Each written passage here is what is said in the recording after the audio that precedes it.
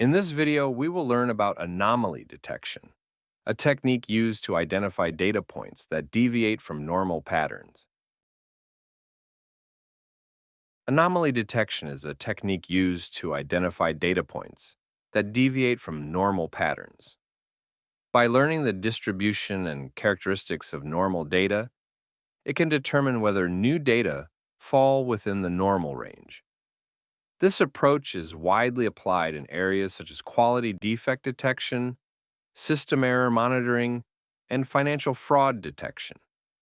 Various anomaly detection algorithms have been developed. Notable examples include density-based methods like the Local Outlier Factor, model-based methods such as isolation forest and one-class SVM, and reconstruction error-based methods, which are further divided into linear approaches like PCA and deep learning approaches like autoencoder. These methods detect anomalies by measuring how well data can be reconstructed. In this video, we will take a look at the Local Outlier Factor, a representative density-based algorithm. The Local Outlier Factor, LOF, is an outlier detection algorithm that takes into account the local density of surrounding data. As shown in this figure, normal data points tend to have similar densities within their local regions, whereas outliers are assumed to have relatively lower densities compared to their neighbors. LOF works by first calculating the k-distance for each data point to define its neighbors.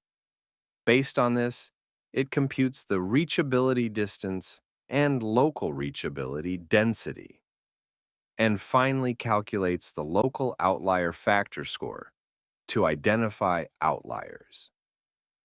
Let's take a closer look at each of these steps.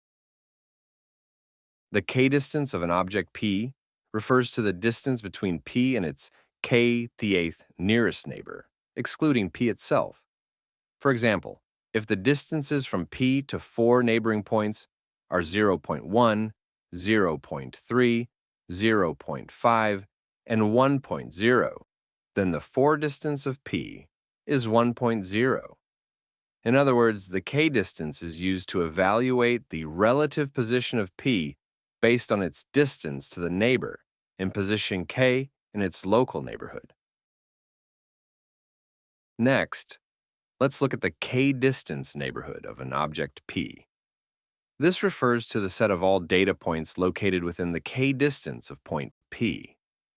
In other words, all data points inside a circle or a sphere in higher dimensions, with P at the center and a radius equal to the k-distance, belong to nk of P. For example, if k equals 4, and the distances from P to its neighbors are 0.1, 0.3, 0.5, and 1.0, then these 4 points are included in nk of P. In the figure on the right, 6 points are included. A larger size of nk of P, that is, more included data points, indicates that point P is located in a region with higher local density. Next, let's look at the reachability distance. The reachability distance between two data points P and O is defined as the larger of O's k-distance and the actual distance between the 2 points, D of O comma P. In other words, even if P and O are very close, at least the density around O is considered, reflecting the local density of the neighborhood. For example, as shown in the figure, if k equals 4, O's k-distance is 2, and the actual distance between P and O is 3, the reachability distance is the larger value, which is 3. Thus, in dense regions, reachability distances tend to be relatively small, while in sparse regions, they become larger. Now, let's examine the local reachability density, LRD, of a data point P. As shown in the formula below, it is calculated by summing the reachability distances between P and its neighbors, dividing by the number of neighbors to obtain the average reachability distance, and finally taking the inverse. In other words, The local reachability density indicates how closely P is connected to its neighbors. Based on the LRD value, it is possible to determine whether data point P is located in a dense region, closely clustered with its neighbors, or in a sparse region relatively far from them. Let's take a closer look at local reachability density with the help of the figure. The left figure shows a case where data around P are densely clustered, while the right figure shows a sparse distribution. As in the left figure, when data are dense around P, the reachability distances are small, resulting in a small average and, consequently, a large local reachability density. In contrast, when the surrounding data are sparse, the average reachability distance is larger, so the local reachability density becomes smaller. In short, local reachability density is a metric that aggregates multiple reachability distances into a single value. It becomes larger in dense regions and smaller in sparse regions. The local outlier factor, LOF, of a data point P is defined as the average ratio of the local reachability density of its neighbors to that of P and can be expressed by the formula below.